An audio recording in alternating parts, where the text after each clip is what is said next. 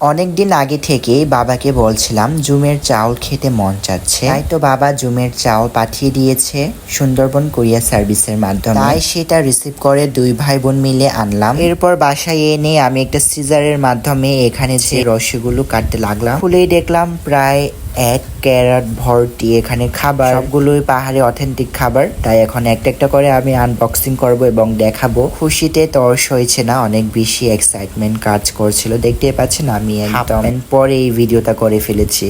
তো এখানে কিছু ফলমূল পিষে গেছে, পচে গেছে আর কি, ভারী জিনিস উপরে ছিল, তাই একটা ছোট্ট ঝুড়িতে সেগুলো উঠিয়ে নিলাম।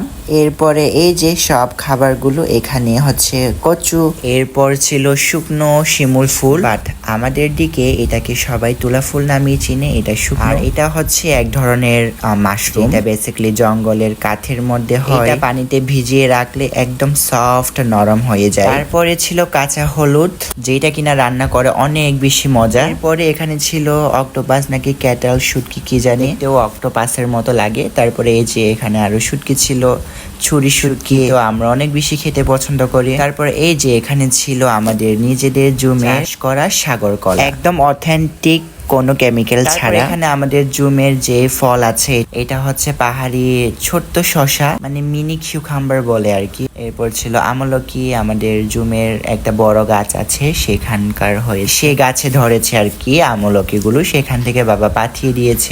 এরপর এখানে আছে 2 ধরনের জুমের চাউল। তো এক ধরনের চাউল দিয়েছিল মাসি থেকে এবং আরেক ধরনের চাউল দিয়েছিল বাবা। তো জুমের চাউল খেতে কিন্তু অনেক বেশি মজা, আর এটা খুবই সুগন্ধ। তো আজকের ভিডিওটা এতটুকুই, আশা করি আপনাদের কাছে ভালো লেগেছে। এখানে কোন ফলগুলো আপনাদের কাছে নতুন লেগেছে অবশ্যই কমেন্টে জানাবেন।